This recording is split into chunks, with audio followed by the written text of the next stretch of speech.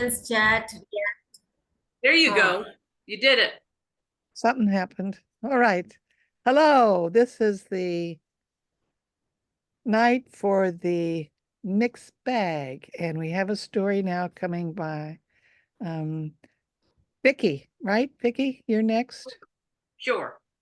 Okay, here she goes. Okay.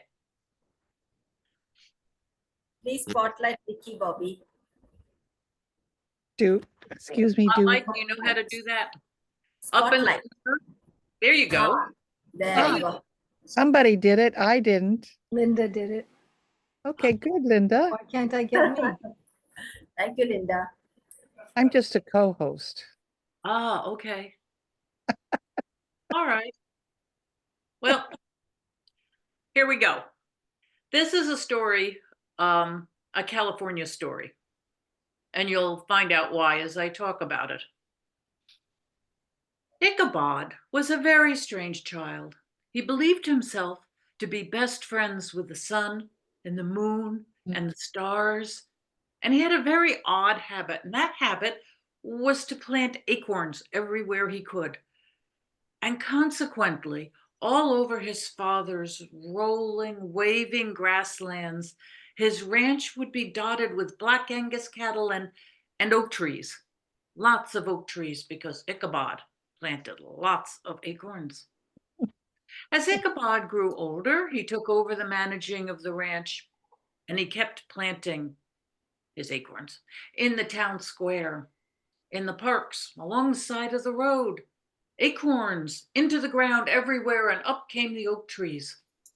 And for the most part, people liked the oak trees, you see, because in the summer they were shade, and in the fall, why, they'd stand up to the buffeting autumn winds and they'd let loose their coppery gold leaves like spirits up into the air. And in winter, ooh, dark and solid as cast iron, the bare branches stood against the winter sky.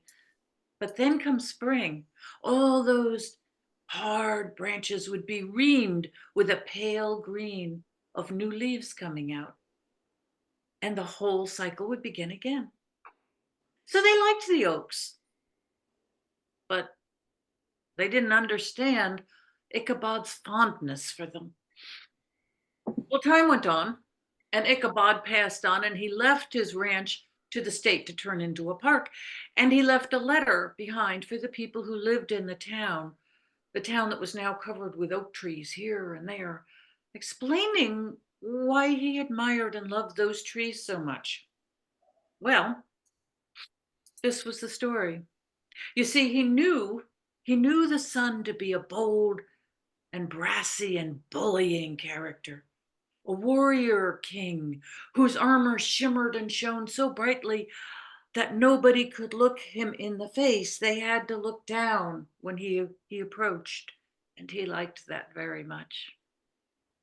He would arise in the eastern horizon, yawning with the still, chill breath of dawn, and he would stretch out his sunbeams to touch everything he owned. And of course, because he was the sun, he owned everything.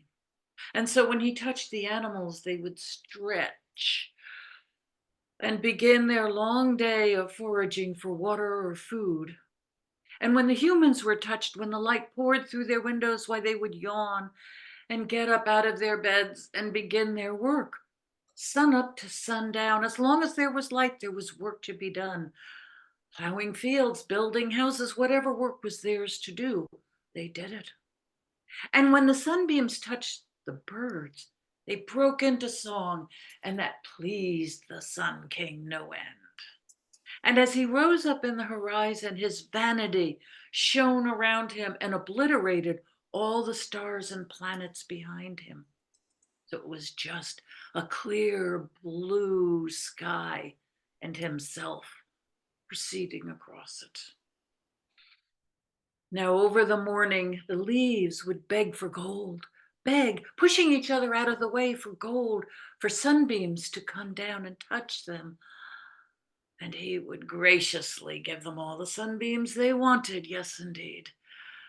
But there was a problem, and that problem was that by midsummer, he would have forgotten all the lessons of humility that he learned in the winter, when he had been elbowed aside by storm clouds and fog and rain. I know by midsummer he was banishing clouds and taking over the sky entirely, and his furnace hot breath beat down on the earth. And the very leaves that used to beg for light, well, now they began to wilt and fall down, and his sunbeams that were life-giving had turned into white hot arrows that pierced the skin of animals and people and sucked out the moisture of the earth and the leaves, leaving behind leaves that were singed on the brown on the sides, and the earth that was life-giving had turned to dust underfoot. He was very proud indeed of all he could do.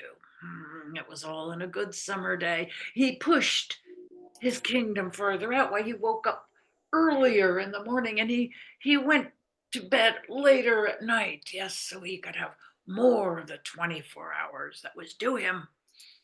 But eventually even the sun would get tired, and he'd sink into the Western Hemisphere, right on the horizon, and nighttime would come and gently tuck him in with a coverlet of darkness. But he would sputter and fight, oh, like an angry 3-year-old, and he would send out his light to golden tip the tops of trees and to braze the bottoms of clouds with copper. I don't want to. Oh, but it's okay. The night would close in quietly with a cover until he was nothing but a petulant ember on the western horizon, sputtering his anger, before even then he too would dissolve and the earth would be covered in a summer nighttime. And all of life would breathe a sigh of relief. The animals would start to sway and find their way to peaceful, quiet, cool places where they could rejuvenate and rest. And the humans too would rest, you see. But before they did, they would look up in the sky and they would see what was out there. Now that the sun was gone, they could see planets and stars beyond stars and the mystery and the darkness. And it opened up their souls. And it told them that all that majesty, why, they were part of it. They were part of something larger than all the efforts they put forth under the sun. They were something much bigger than that. And the moon would come out, slender sometimes, full and radiant other times, casting down her light, oh, like a gentle snowfall, everything covered in an iridescent, beaming bright white light. And somewhere in the night, the shy mists would crawl into the valleys and start to rise up the hillsides, embracing the trees and leaving behind water on all the leaves, and the earth soaked up moisture once again. And at that time, the earth would sing a chorus of alleluia and praise to the nighttime, the life-giving darkness of night. Not in song, it would be in scent, you see, so that the freshly mowed fields of hay rose up a chorus of thick, sweet smelling cut grass. And even the very earth lent its baritone voice of leaf mold and mossy green. And the flowers that were still blooming, their scent rose up like incense to the sky, all in praise of the darkness and the life-giving cool night. But eventually, of course, the horizon would shimmer and the sun would begin to rise again and take over his territory, which was the whole earth. And sure enough, by mid-afternoon, oh, he had losing his mind and his egotism and his raging against his own subjects. And his heat would bear down on them such that the animals would pant and the people would grow faint. And he wanted, the sun did, all of life to fall prostrate in front of him. And the very grass lost its color and turned golden and crispy. and the earth once again turned to dust, and the leaves curled down on themselves. And all of life did indeed seem to fall prostrate before the sun, except for the oaks.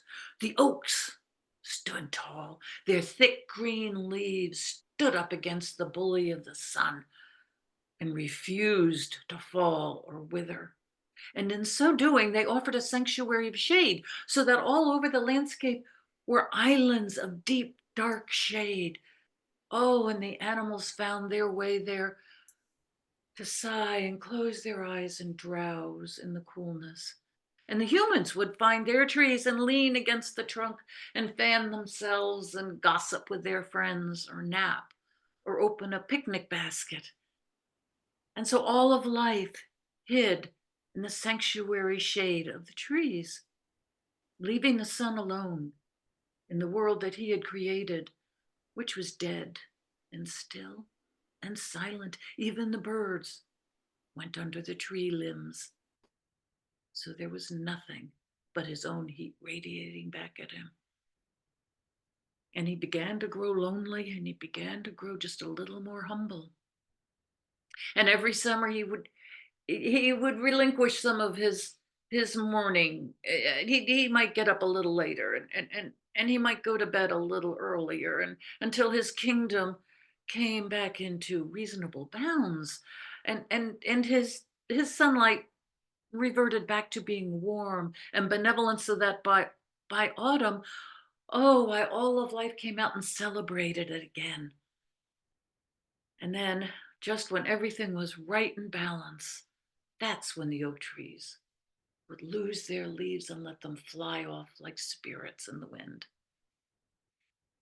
And that, you see, that courage to stand up to a bully, and that compassion to find resources in even the most barren landscape to offer others shade. That courage and that compassion, that was the legacy, that was the dream of Ichabod's Oaks.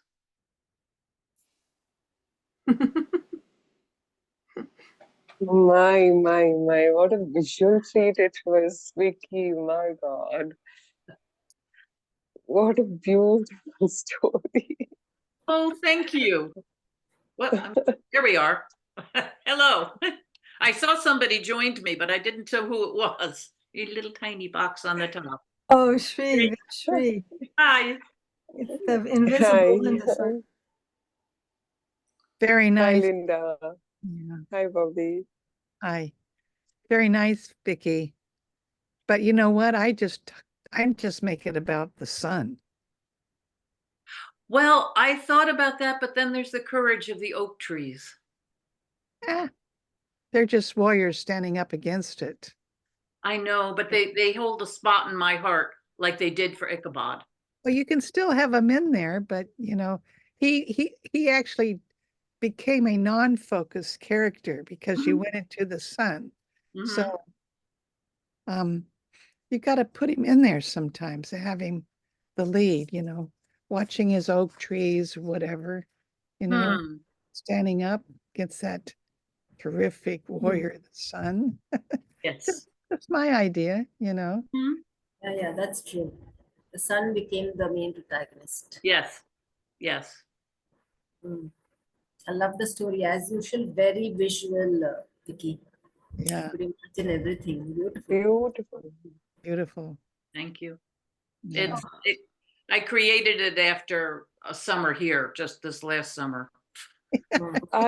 I especially loved that part when, the knight is putting him to bed and he, like a 3-year-old, is puttering and that little colors on on the top of the cloud and the top of the trees. Oh my God. Oh God. It's how Yeah. beautiful it was, like amazing. Yeah. It's your own story, Vicky. Yeah, Yeah. always, Yeah. always Vicky shares her own Oh, story. Yeah. you're a wizard of words. Oh my God. It was, Beautifully. thank you so much. It was so hot this summer that I wanted to say something about California summers, where the grass that was green turns brown and the leaves start to wilt and the ground turns like dust until nighttime. And then everything comes back to life. Yeah. except in our area. We live around the bay. Oh, Yes, yes. yes. Okay. Yes. Well, out in Sonoma County, Yes, it's hmm. yeah. I It's love the the same Golden here. Mountains. It's the same here. It's very, very hot. I think it's hot in Hyderabad, in Vizag also, no, Ashri? Yes, yes, it is hot in Very Vizag. hot. Terribly hot. It's scorching hot here, actually. It's Oh. cold here. Really? We're very cold. Oh, you're in a very different world than me. Yes. Exactly. Can I ask you where you are, Renu and Shri? Does night bring moisture? Does it bring fog or anything? No. Not now. In the It's months hot of right now. November and December, we get a little fog, but not now. Yeah. Ah, Only 2-3 months, November, December, and Jan. With the winter months, the night brings fog. Yeah. Yeah. Otherwise, it's hot right through. Night and day is the same. oh. So it's clear and hot at night. Mm. Like a desert. Is it like Yeah. desert weather? Yeah. Desert would be more dry, but we have little humidity because both of us stay by the sea coast, cities. Our cities are near the sea. So a Yeah. lot of humidity, we sweat a lot. Maybe our skin will shine and look younger due to that. I don't know, but yeah, we sweat a lot. Yeah. Okay. Renew, are you going to tell a story? Yeah. Do you have a story, Bobby? Yeah, it's rustic, but I could tell a story. What about Shri? You have a story? I haven't brought one, but maybe let me check. Yeah. You both go ahead. If I have a small story, I'll share in the end. Yeah. Mm. Bobby, you want to go first? All right. I'll try it. My story, I have stuck over here. My story is in this series that I'm telling about how dragons took over, how dragons helped shape China. And I missed last week because I had this awful case of COVID. It was, Sorry. yes, it was, and I don't know where my notes went. I still haven't gotten back to shape yet, but anyway, I'll try without my notes. We've gone through and we figured out the traits of the dragon, and we're now up to, we're up into the 16th century, and this is called the Poet and the Peony. And up until this time, the dragon has gotten more and more and more and more power, and the Queen of the West and the King of the East, they were, the yin and yang, but then she became a kind of dragon. But now they've developed into real people. They have this high tower and they celebrate the gods.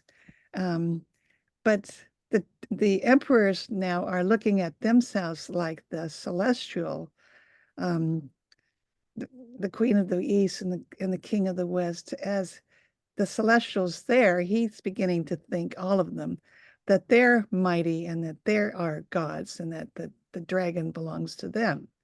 So there's a court. You have to go to this court and you learn the three perfections: drawing, writing, and illustration. Drawing, writing, and poetry, excuse me. And so the poet has just gone through this schooling, and now he's a dragon of the court, and he's walking, and they're sent out after they do these studies to find beautiful places in China and draw them and write about them and send back poems. Well, he's walking along and he comes to this very ancient path, and he goes down the path and he noticed that the dragons, the weather dragons, are playing in the sky, and the earth dragons are laying down and taking the sun, and the water dragons are playing in this little river that's running by. And all of a sudden, he looks up the hill, and there's this beautiful pink peony growing up. And he hikes up the hill, and he comes to these steps. He walks up the steps, and he comes into this. It's a decrepit, but it's a well kept garden. And he looks around. There's a pond with goldfish in it, and he sees all these beautiful irises, and all the flowers are kept very well. And he senses somebody's looking at him, and he turns around, and it's the gardener. And the gardener greets him, and they bow together. And the dragon of the court says to him, I'm here to draw and paint and write poems about hopefully your garden, if you will have me. And the gardener bows to him. He says, sure, we'd love to have you. And the poet asks, why was this built? And he said, uh,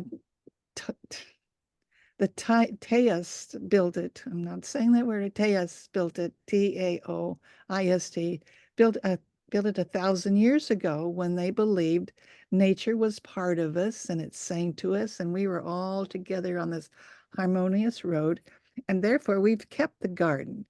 And if you'd like, poet, there where I keep my gardening tools and all our pots and everything, you can have that for your studio if you'd like. Oh, and the poet, he was just so delighted. He said, yes, I would. Yes, I would. So the gardener went down and he told everybody that they had a poet now living in their Taos garden, and he'd be sending pictures back to the emperor. So this went on, and he'd draw these beautiful things, but he knew something was watching him. And he looked down the pond and he saw this beautiful maiden once with this pink gown on. And he thought, aha. And then once he was in the peonies and he saw this spirit weaving back and forth with this beautiful gown on. And he was just overjoyed. She was so beautiful. So he wrote her a poem, and the poem went something like this. Oh, dearest maiden, my heart would sing if you just come and talk to me. And he says, I'm going to put this up in the peonies. So he went and he tacked his little beautiful sign up. And then the next day he was out there and he was walking around and he swore this thing was following some present. But he went back home, and later that night there was a knock on his door, and there was this beautiful maiden. And he said, oh, lovely maiden with your gorgeous pink dress on. And she says, I've come to share with you, poet. I want you to take me in your hands and treat me just very, very careful. And so he promised he would. And she said to him, but I can only appear to you at night. And that was fine. And they had a wedding between this pink lady and the poet, the peony and the poet. I forget what her name was. Shang Lu, I think. Shang Lu. And they got married, and she'd come every night. Well, one night he was lying there and she's very asleep, and she got up and she says, oh, dear poet, I have to leave now. Something is happening. I have to go back to my peony. And she went back, and he woke up from this horrible dream he was having about her being cut down. So he ran into the garden, and there was a new gardener, and he was chopping out the big peony that was growing between the walls. And he said, no, no, stop. And as he said that, a peony fell down on the ground, and he lifted it up, and there was this beautiful maiden in there. And she became larger and larger. And she said, oh, thank you, poet. Thank you. And so the gardener was very unhappy with himself, and they built a wall around where the pink peony lived. And so it went on, and she lives with them forever and ever. And they die peacefully together one night. And then the next morning, the regular garden comes up, and he goes to the peonies, and there's this big white one growing right next to this big pink one. And they were sure that the Taoist garden had gotten to that poet and the peony. And they're probably still now in some garden in China. Thank you for listening. Oh, Okay, that's a brief summary, but there we go. Thank you. wow. Oh, Bobby, I loved that. Isn't that cute? I It's feel like just, such an intruder now. Oh, carry on, folks. Very cute. yeah. It reminded me a little bit of the story of Io and Juniper, where they were, Io loved Juniper and her father said no, so he turned her into a juniper tree. And she gets visited by Io, who turned himself into fog. Ah, And so it reminded me of that, of how yeah. spirits turn into, anyway, People. plants and Yeah. stuff, nature. Good. Which Thanks. country does the story originate, Vicky? The one with juniper and fog? Oh, that's a Greek myth. I Ah, can send you, I can find it and send it to you. But if you look at statues, there's Io is turning into fog and Juniper is turning into a tree. And the Ah, fog is embracing at night. my son's friend now, her name is Juniper. Ah, And there are juniper trees all over the Midwest and the West, just big ones, little ones, they're everywhere. It's amazing. so where did you get this story from, Bobby? I didn't understand. I'm I sorry. told stories at the Asian Art Museum And and to educate the children in a brief history. They did not know what was happening. I focused on the dragon and we go through certain stories. Pangu is the first dragon. He was born of the yin and yang, Queen Mother of the West and the Father of the East. And he puts dragons out, and then as it goes, turtle. Then he dies and he becomes China, and then the turtle is left to tell these stories, and the people come. They were hares, whatever, and they become people and farmers, and the story goes on and on and on about how dragons, their river probably river knights, help them keep their lands and their properties away from men who are trying to come in and conquer them. But as it goes on, the dynasties arose and the emperors arose, and they've taken advantage of the love people had for the dragons for themselves to become dragons. But that's my last story is their downfall. oh, I've it got sounds, two more to go, and then they have anyway, they couldn't control the weather like they thought they could, and that's the end of imperial dynasty China. It's good. it's And the an kids, epic. yeah, and the kids didn't understand what I was doing to them or for them when they visited the Chinese gallery, and there are certain places you would go and you would tell the stories. Does that make sense? Yeah, it does. That is an epic. Yeah, it is an epic, a very fast but very simple epic. You can't. Not if you told the whole thing. Oh, if I told the whole thing, it's about 9 or 10 stories long. Yeah, Yeah. that's yeah. You know, But there are, I could do that in an hour at the museum because I would shorten them down so the kids understood. They were second through sixth graders, but they take in a lot. You'd be surprised. well, And I there are storytellers in the East Bay actually that they focus on epics like Beowulf and things like that. And so I don't know, might be good to tell it there too.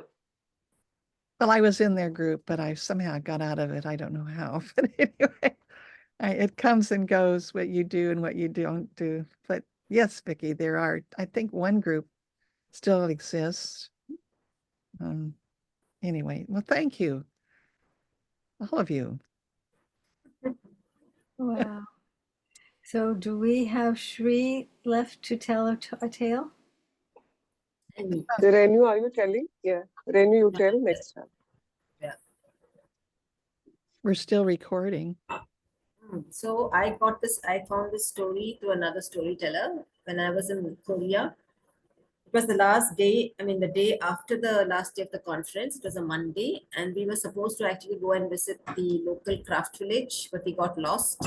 And we took the underground, went back to the space, a park which is close to the hotel. We sat there in the sun. The sun was beating down. Korea was equally hot as bad as today. We sat there and we shared stories. There were 5 of us. And we shared story after story, and we had so much fun that day till about 6 o'clock in the evening. We're sharing stories. So this is one of the stories I heard and I liked, but this is my version of the story. I've changed it quite a bit.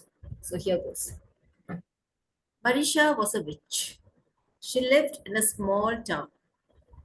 Nobody looking at her would say she's a witch. She was tall, she was slim, she had lovely curly brown hair and bright green eyes. The only thing that sort of gave her away was a small wart at the tip of her nose. Marisha was extremely wicked, but she didn't look it. Every time she got hungry, she would change her form and she would sneak into one of the houses, into the hen coop, and gobble up all the chickens. She would change herself into a fox.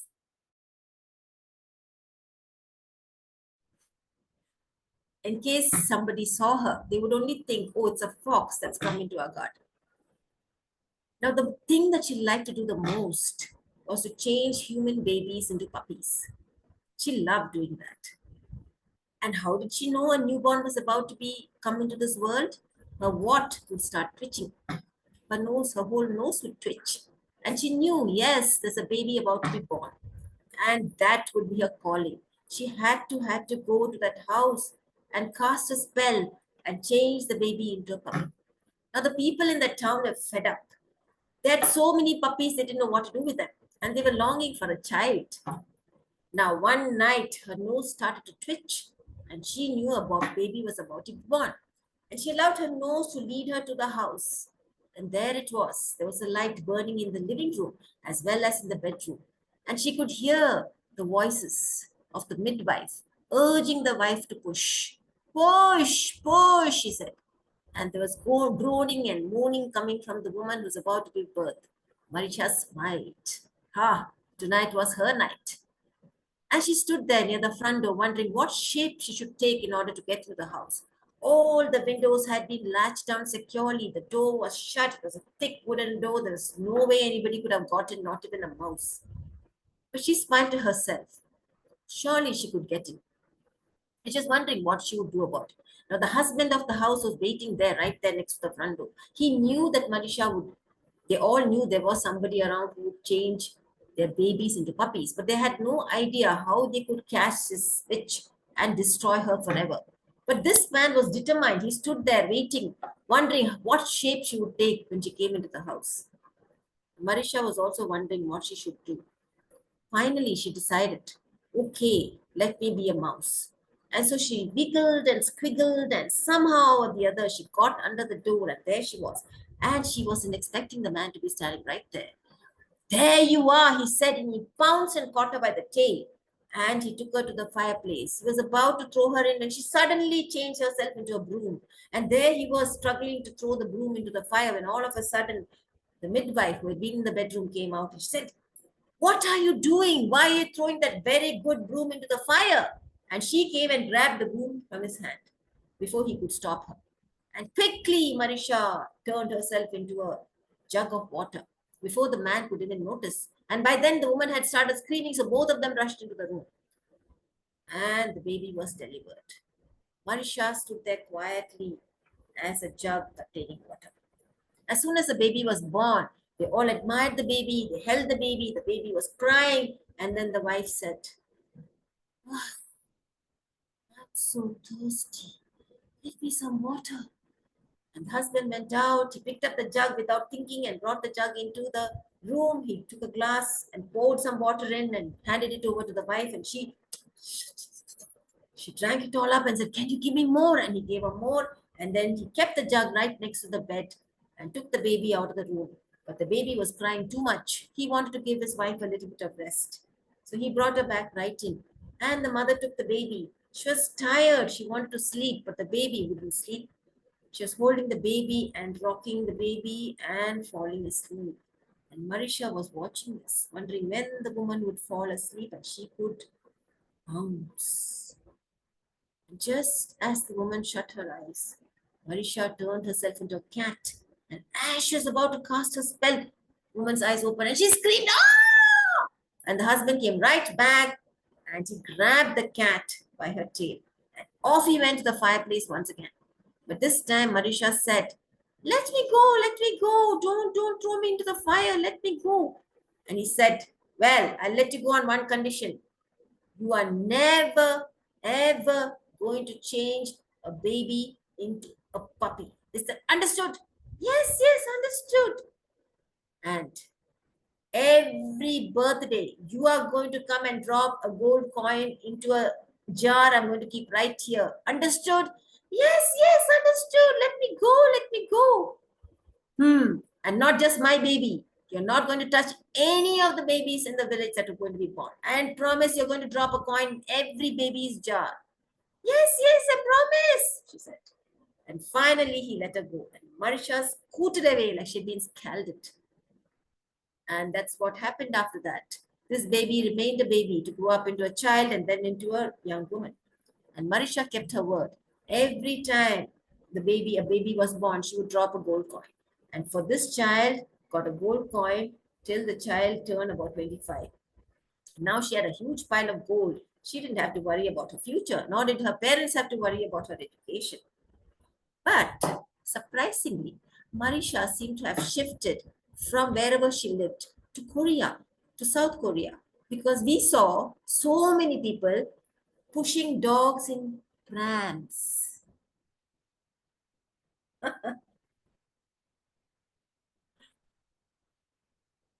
We The didn't know ending was thing. That was a thing, in South Korea. They have puppies and dogs in their prams and they push them around on the streets. That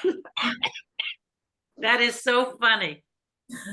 This is what yes. the teller said. Teller also ended the story like this. So I said, no, it's a great story. But her story didn't go like this. She didn't give a vivid description. I just changed the description. I wanted her to look like an ordinary person. Why should witches always be ugly? Why can't Yeah. witches be beautiful, right? Oh, that's so cute. I love that she turned the babies into puppies. No, not cute, not cute. Oh, I think it's hilarious. A mother would be horrified, Oh, yes. Whose mother? What? Whose mother? Any mother to have her baby be a puppy? I love that it's so funny that people Yeah, it were is tired funny. of it. They all had too many puppies in the house. In the house. Yeah, yeah, interesting story. All right. What was the original story? What was the gist of the original? Original is that she's a witch and she's all the time doing something or the other. She goes, of course, she changes into a fox, eats up all the chickens, and then her favorite thing is, of course, to change human babies. And the storyteller didn't say that the people are tired of so many puppies. She didn't say any of that. That's all my addition. And then Okay. she said that, yeah, she gets caught. And I don't know why finally Marisha gives up and says, I'll do, because I don't know why, because she could have changed her shape again. But I guess this time the man is determined or whatever. And the story, after all, must have a happy ending. So she doesn't die or anything, which is a good thing. And she turns into a good leaf. And then, of course, she added this last bit about Korea, and we all laughed so much because we are all seeing this sight of people pushing, the two grown-up dogs sitting there and barking in the pram. But they're all sitting cutely inside the pram, they're not jumping out or anything. It's so We have funny. a lot of dogs in our neighborhood. And Yeah, they do that. They push them in carts. really. Oh my God. Interesting. So when you share your story, you can say that. We still see some children who have been turned into puppies. Okay, she carry on with your story. That is Yeah, it's a small story with a deep meaning, I feel. Okay. So King Aryadatta had a flourishing kingdom. His palaces were glowing and his subjects were very happy. The crops were in abundance and there was law and order across. And he gave this the credit to all his ministers. He had minister for everything. A minister for the welfare of the women, a minister for education, a minister for the treasury, a minister for doing good works, everything. But among all his ministers, there was one minister who won his confidence. And after winning the confidence of the king, the minister started showing his power. And he started misusing his power. When he started misusing his power, all the other ministers who were kind and just thought we should teach this person a lesson. And they took into confidence most of the everybody working in the kingdom, most of them were very good, and they took them into confidence because the king was not able to see the reason. And the king did not like anybody to carry complaints or telltale, and unless there was a strong evidence and they were not able to get that evidence. And they shut this minister who was dishonest and who was misusing his power. And they said to the king started noting his absence in the court. And he said, what happened to him? And he said, Your Majesty, he's not keeping well. He's not keeping well. Please send our physicians and yes, Your Majesty, we are sending our physicians and he's being taken care of. And the king kept on inquiring. They said sometimes his health is improving. And then again, it receded back. He's not keeping well. And one day, they inform him that the minister has died. And this minister was waiting for the king to meet the king and tell, no, I'm very much alive. These all people did this to me and all that. But the guards to the king's chambers, and wherever the king went, the king's men, they all were taken into confidence. So he did not get even a moment to meet the king. Then one day, as the minister knew the king's schedule, that on a full moon night, the king goes around in the night in a disguise to see whether his subjects are happy or somebody is unhappy and something is not right in his kingdom. That day he waits in the path above a tree and rustling there. But again, anticipating this, the ministers who are also in disguise following this king, they all just come with the right moment and then they sing. This is a very auspicious day, my dear king. And the priest asked us to throw some, floor to the moon up in the sky. And just when the minister was about to jump in front of the king, he jumps and the floor is thrown up into the sky. And at that time, some of the floor gets into the eyes of the king and the king closes. And by the time the minister who jumped from this tree, he's covered with floor. And the king opens his eyes and he can see the outline of his favorite minister, but he's all white and all, and all the other people, they say, in full moon night, your minister was so loyal to you and he was your favorite. I think his ghost came to visit you. The king says, and all of them chant, "Hail, Aryadatta! You're such a noble king that even the dead people come back to pay their respect to you." And thus the plot gets this one, and the king moves on. And now this minister doesn't know what to do. Then he thinks, I can't do anything over in this kingdom. He goes into the forest. He sits and he meditates. He does the penance.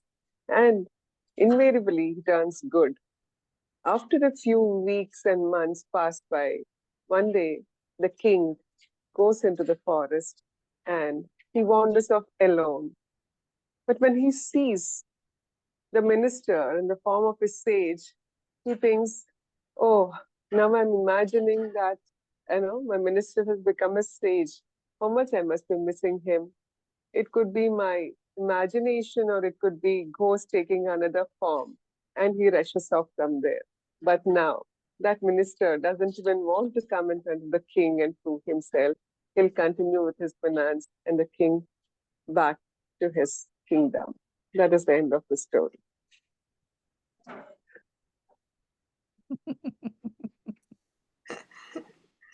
Wow. Thank you, Shri. Comments? That's a story of transformation. Yes. Yes. Tantalus? Transformation. I love that it's you've got this guy and he lets power take over in the beginning, and that's so common. And it's I like that he was singled out because of that. Yeah. But I love the fact that he came back as a ghost. He was covered in chocolate. That's really cool. Scary. Yeah. Yeah. It was good. That's a good story. Where All right. was that story from? It was a story from a book I picked up after my recent Chennai visit. I had been to a holy place nearby Chennai, 3 hours, and it is a book called Spiritual Stories as told by Ramana Maharshi. He is a pious man, and in that he says that there will be a trigger for someone to realize to transform in life, and that doesn't come easily. So this minister needed that trigger, and this incident of the king thinking him as a ghost was a trigger. The self-realization comes sooner or later, but a major event or a trigger happens for someone to realize that yes, they need to So transform. strange.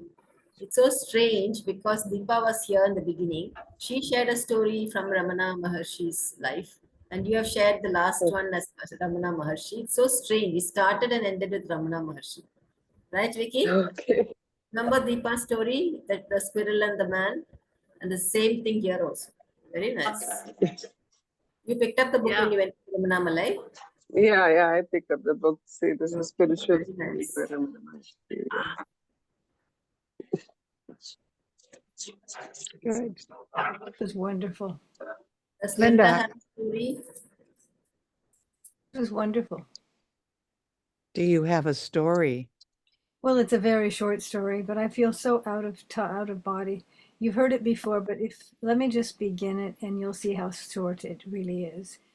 And it's called. You may remember it by its title. It's 2 words: Rival Storytellers. It's dinner. The table is set. The chairs are already occupied. The people are quieting down, and and without further ado, the meal begins, and the meal is fine and not formal, and people begin to talk, and then a storyteller begins to talk. Unaware there's another storyteller there, and he says, I just want to tell you that I saw something really unbelievably large and beautiful today. And he explained it was a tree, the widest tree. It took him so long just to get from one side of the tree to the other side. He didn't even try to go around the tree. He just noticed how long it took him to get from one side to the other, one end of the vertical of the tree to the other.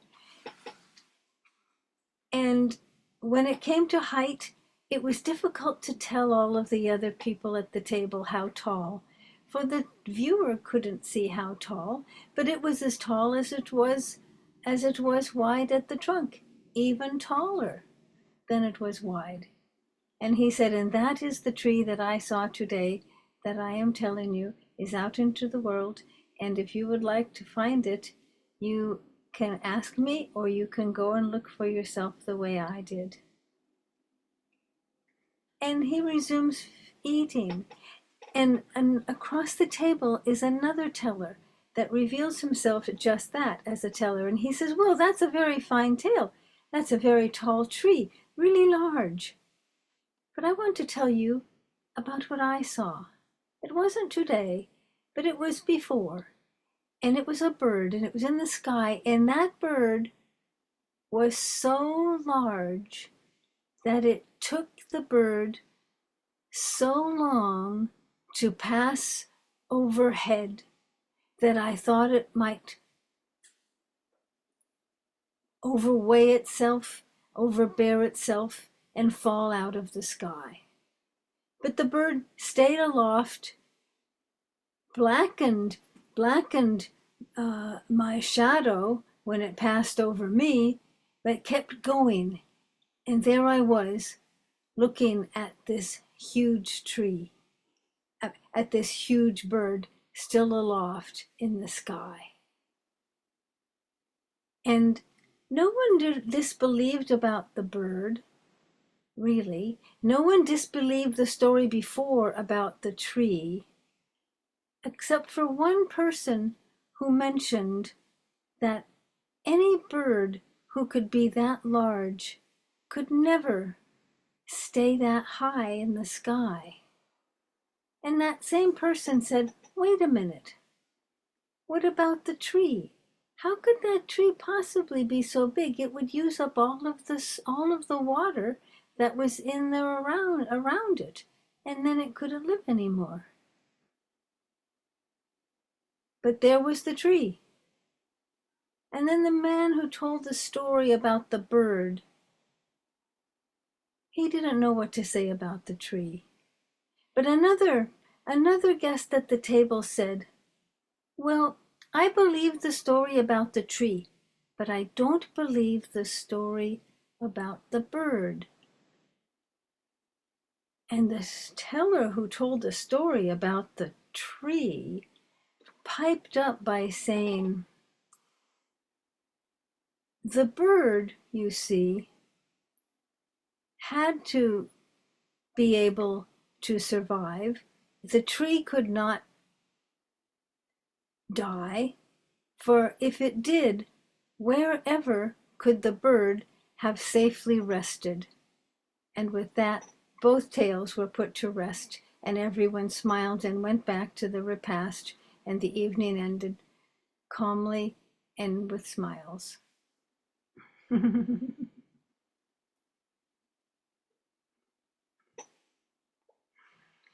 So, Oh, Linda, that was so beautifully told. Such a lovely story. I yeah, loved it. yeah. It's not accurate. I have to find that again. But thank you. I'm glad. Yeah, very clear. Yeah. Got the two tellers. Tall tellers, I would say. All colors. Yeah. You have such a great storytelling voice, Linda. Nah. I think it disappears when the video is on. Thank you. I wish we could see you. I know. am so disappointed, but I'm more happy that we're here and you all had a tale and Bobby was able to be the host. This is just so perfect. And I learned a big lesson. Renu knows this. I don't think Shri heard it, but I was actually hoping for no video so I could do the wrong thing that Marion would remind me, which is eat on a Zoom call. Oh. And then I got what I wanted, but I got it the whole night long. No video. All right, I'm going to turn off the recording. All right. Oh, Okay. thank you. Save it Very to the good. cloud. Whoops.